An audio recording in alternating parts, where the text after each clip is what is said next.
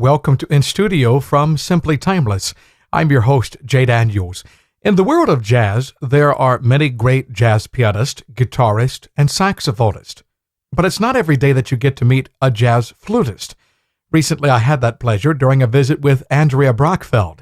Her latest album is a project called Brazilian Whispers, and while the sounds of Brazil and other forms of Latin jazz are at the center of her work, she brings with her a multitude of musical influences from around the world. All of this, she says, to enrich the lives of her listeners. We begin with Andrea's story of growing up near New York City in Spring Valley. Here's Andrea Brachfeld. When I was 6 years old, my parents told me I could have piano lessons. I didn't ask, and so I started taking piano lessons with Mr. Nasser and Mr. Janowski. And then at 10 years old, they offered the flute in school, and it was a good opportunity to get out of class. So I took the opportunity. And I've been playing the flute and the piano ever since, but certainly the flute much more. Were your roots in piano and flute, were they classically based in school then? Yes, I mean, I learned technique and, the repertoire of the classical, musicians and composers. And, my philosophy was always that I needed to learn how to play the flute and the piano before I could play a certain genre. So it was pretty clear to me. At the time that I was growing up in New York City, there were no jazz programs in the schools, but Jazzmobile had a program in Harlem every Saturday, and also Joe Newman and Rigmore had a jazz workshop on Thursday afternoons. Now, at Jazzmobile, Jimmy Heath was the flute teacher, and at Jazz Interactions, Yusuf Lateef was the flute teacher. So what happened was, at Jazz Interactions, they were having a ceremony for a scholarship, and I was in the audience, and I was just like there, supporting whatever, and all of a sudden I heard my name called out, and I was like, what?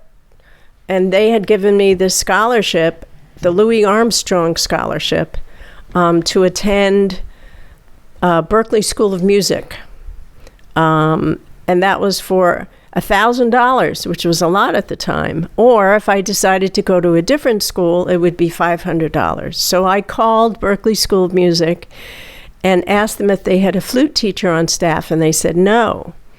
And so my decision was to go to Manhattan School of Music because I thought I was going to study with Sam Barron, but I was kind of a space cadet. And when I got there, they said, so who do you want to study with? And I said, Sam Barron. They said, he doesn't teach here. So whatever, I ended up studying with Harold Bennett, who was the first flute in the Philadelphia orchestra. And that was great. Around this particular period, a number of jazz recordings for several years had featured the flute. I can remember a lot of the Count Basie, the Quincy Jones orchestras. The flute was a primary instrument in the overall orchestral sound. But it wasn't always so, and you and I discussed this briefly before the interview. What role has flute played in jazz music? How did it come to be a prolific instrument in that field? Well, Jay, I'm not quite sure it is a prolific instrument in the field yet, although I think it should be. But I've done a lot of research on the history of jazz flute, and the first solo was recorded in 1927 by a Cuban man called Alberto Socarrás. And the orchestra, I don't remember the orchestra he recorded in, but he recorded the first flute solo. But flute has always been considered a double instrument. There've always been a lot of really great flute players, including Frank West and Yusuf Lateef, Eddie Daniels, who were all doublers. But when Hubert Laws came in to the scene he was also a doubler for a long time, but then he decided to let go of the saxophone. And I think he was the first flute player who really had a real flute sound. I'm sure I digressed from your initial question. But do define one thing for me. What is a real flute sound? How would you define that to someone who is not a musician? Well, the flute has a lot of potential to have a lot of different colors. And a real flute sound is not airy, not it's devoid of well, I guess just air. I mean, it's hard to say, but it's a sound that can be very deep and specific, you know. I mean, it's kind of like taking the sound of a classical flute and kind of honing that sound into jazz. Because if you just stay with the classical flute sound, it sounds very stiff. Yeah. So a real flute sound, there's just a couple people who have it. There's Hubert, Frank West had it, Dave Valentine had it. I'm not going to say who didn't. At this time, in the early 70s, you're taking formal training to further enhance your voice, your instrument. What were some of the key fundamentals that you would think that you were able to learn during that period in your life? You know, a lot of what I've learned has been opposite to go positive, and I'll explain what I mean. Please. For instance, I remember I was studying with a particular teacher in high school, and he had a studio at the Charles Colin Studios, which was on 50-something Street. And there was always a saxophone player who actually went to music and art who was before me. And I would hear all these great jazz lines. And one time, which was the last time I studied with him, I went into the lesson after this student had left. And I said, you know, that sounded so cool. Can you teach me that? And he said, why would I do that? You're just going to get married and have babies. And so I never took a lesson from him again. And it was very motivating because it, you know, I was such a rebel that energy made me practice even more. And I would go to Jazzmobile and Jazz Interactions and really listen to what Jimmy and Yusuf would say. You're listening to In Studio from Simply Timeless. Our guest this week is Andrea Brachfeld. She just put out the album a few months ago called Brazilian Whispers. Take us on a journey, if you will, from your time in school in Manhattan to where you were introduced to Latin jazz. It was not something that you immediately started with, but certainly has played a key role in your career.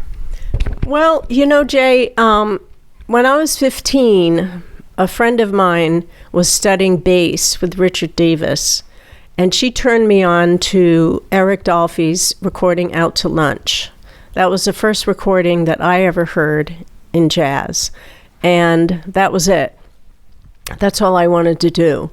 And so I started playing jazz, and I played jazz, let's see, I guess for about, I've always played jazz, but I really focused on playing jazz. I had a group with Jay Clayton and Frank Clayton, Adam Nussbaum, Jeff Andrews, Peter Fish, Kenwood Denard. There were a lot of musicians at the time that I had in my jazz group before I got into Latin music. And that was always my love. Jazz was always my love. But when I went to Manhattan School of Music, during that time, I had gone to the Tin Palace to hear my friend Lloyd McNeil, and I sat in. He was playing Brazilian music, and Mauricio Smith was in the audience. He came up to me afterwards and he said, "Are you working?" I said, "Yeah." He said, "Are you working enough?" And I said, "No." He said, "Well, I'm going to turn you on to this music where you can just play flute, and it's called charanga music, which is Cuban Latin music, right? It's not Latin jazz. It's very different."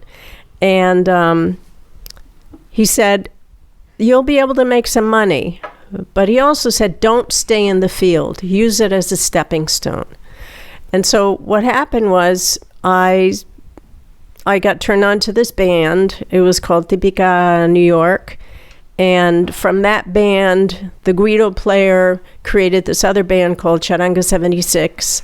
And I recorded with them. And then we had this incredible hit that went all over the world, and all of a sudden I was at the center of charanga music, and I didn't really know what I was doing, so it was kind of weird. But it's been in my life my whole life. As a matter of fact, I'm playing at Lincoln Center on March 20th with my charanga band that I just recreated. So I was playing charanga music, and then I ended up going down to Venezuela, and I played Latin music down there, and then started playing jazz. And when I came back, I kind of took a hiatus for about 10 years or so. And when I went back into music, I combined the jazz and the charanga music, and it kind of came out Latin jazz. And I didn't know that was even a genre. And then from there, it's just kind of it's all music, I mean, you have to know the rhythms of Latin music in order to play charanga and salsa and Latin jazz. And you have to know the harmony, of jazz to play Latin jazz and charanga music. So it all kind of melds together. That was a long-winded answer, wasn't it? And I want to have you expound on something, talking about the musicality, the rhythms, the harmonies. What are some of those influences that charanga music brings? Charanga music actually was created when the revolution, the Haitian Revolution in 1794, I believe, occurred, and all the French went to Cuba, in the eastern part of Cuba called the Oriente. And at the time, there were bands in Cuba called Orquesta Típicas. And they played African rhythms. They were influenced by everybody who came to the island, including Chinese and Spanish. And so the music was, and also European music, because the forms were very rondo-like as well. So they didn't, the trio that was brought from Haiti was the classical piano, flute, and violin trio. And that trio got incorporated into the Orquesta Típicas. And the genre of music that came out of that was called La Charanga Típica Francesa. And then it got shortened to just charanga music. And charanga music is a very, it's based in the son, and the son is a very straight kind of rhythm. You have to know how to play the tumbao. You have to know how to play off the beat. The piano player, the bass player, and the conga player play the tumbao. They play the bomba, which is the last part of the. I'm getting very technical. No, please continue. Okay. In any case, all the roots are in African music, and I am very grateful that I was able to learn this, because it's a matter of respect of cultures. So the Cuban experience, the Afro-Cuban experience, is very different from the Afro-Puerto Rican experience, from the Afro-Brazilian experience. there are many, many, many, many different forms of music that came out of all of those influences. And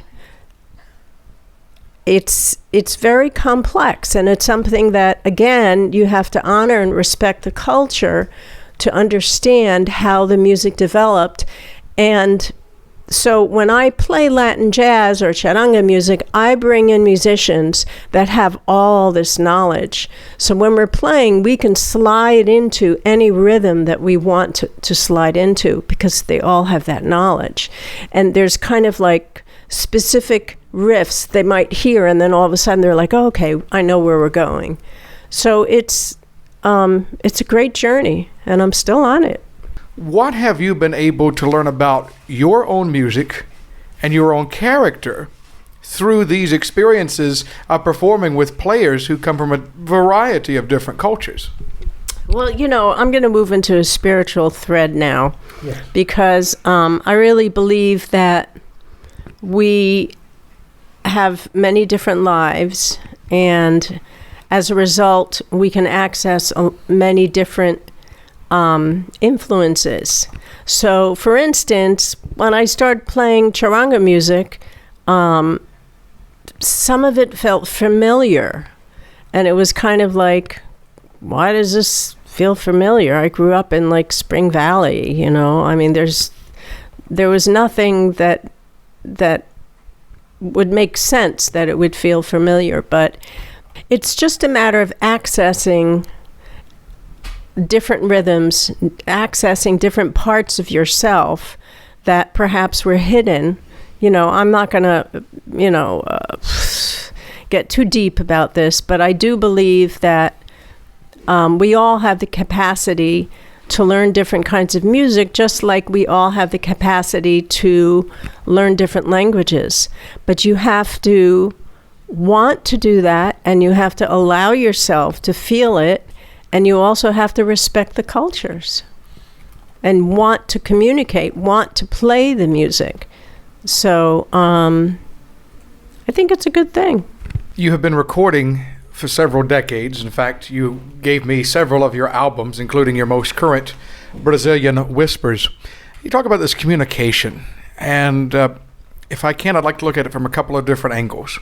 Internally, with you as leader of an ensemble, you have to communicate with each musician. You have to listen to each other. You have to feel each other's groove and know where your voice fits into that conversation. But then there's also the conversation, and there's also the connection between the ensemble as a whole and the audience. What do you feel that these particular songs communicate to your listeners, but also to you and other musicians? It's not that the compositions communicate anything to anybody. It's the interpretation of the compositions, and it's the feelings that people put into the music as they're playing the music. When I decided to record a Brazilian record, my intention, I had a couple of very clear intentions, and one was to reach a wider audience. And the other, kind of pairing with my spiritual life, my intention these days is to just make people feel good. And I can't do that if I don't feel good.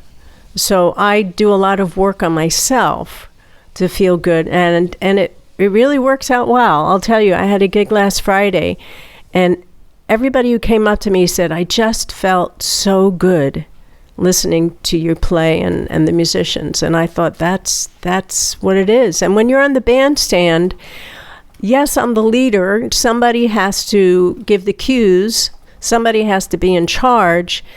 It has to be a symbiotic relationship between everybody. I only choose musicians who listen to each other. When I'm soloing, I'm hoping people are listening to me as I'm listening to them. And it's kind of like a round robin. If I'm soloing, everybody's listening to me. and they're trying to support me. If the piano player's playing, then everybody's listening to him and trying to support him. And I choose musicians who are really nice people, and they play their butts off. And I don't have any issues with them on any level in terms of, oh, I'm a woman and you're a man. We don't go there. And if that happens, and it has happened many times to me, I have to deal with that. The musicians I choose, I don't have to tell them how to play, because I love the way they play. So whatever they do is fine. Do you find that in the hustle and bustle of trying to make sure that the gig goes well, that you give your very best, do you find that this music is a calming presence? And even more so, do you find that your own performances, playing this jazz music, do you think of that as a spiritual experience in itself?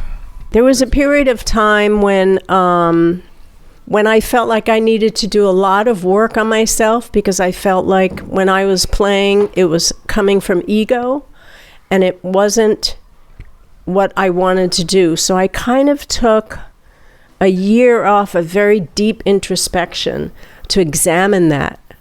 And I almost decided to stop playing music, but then I moved into a space where I felt like I could not play from ego, I could play from spirit, and I could play jazz.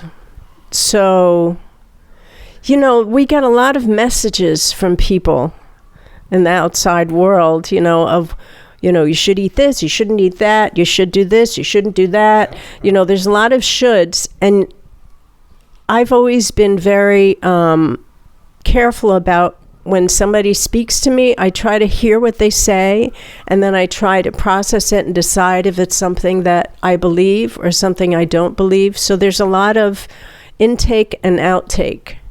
And the same thing happens when you're playing music. It's constant. Same thing happens when you're just living your life all day long. You make decisions. You make thousands and thousands of decisions all day long, But I think the key is, since we're all human and we're so imperfect, I think the key is when we get off center, like let's say we're in the car and somebody cuts you off, and, nobody can hear what you say, but you know what you just said. And the key is to just move back into your center, and let it go and say, that was the past, and now I'm in the present, and I'm in the ever moving forward present, which is not something you can just do. You have to work on yourself to be able, it's kind of like a dichotomy, right? You have to work on yourself to learn how to let go, but letting go is really just letting go and not doing anything, really. Everything in the universe is vibration. Okay, everything is moving at either a fast or a slow vibration. If I'm holding this microphone, and this microphone, the energetic value of this microphone is very low. The atoms are moving very slowly, so you see something that's solid. Okay, light and music operates on a different level. I don't think that I chose music. I think music chose me. You either can hear music or you can't, and to recognize that you hear music is a gift, and it's a gift, and it's talent that you have to honor. But then the human part comes in, where you hear music and you're like, oh, I don't know if everybody's going to want to hear that. I don't know if it's good enough. I don't know what it sounds like. And that's your ego. So music for me right now at this point, because again, I could go into a whole diatribe of what it is. But what it is now is a vehicle for me to make people and myself feel good. It's about growth. It's about connections. It's about moving different vibrations in the universe to a point where you're moving more towards, I'm going to go out on a limb here, the fifth dimension, which is just love. Andrea Brachfeld, our in-studio guest this week from Simply Timeless. She'll be appearing with her group Son Churanga on Friday, March the 20th, 7:30 p.m. at the David Rubenstein Atrium at Lincoln Center in New York. More information on this and other shows is available at her website, AndreaBrachfeld.com. Special thanks to Andrea and also our friend Lydia Liebman for putting this interview together.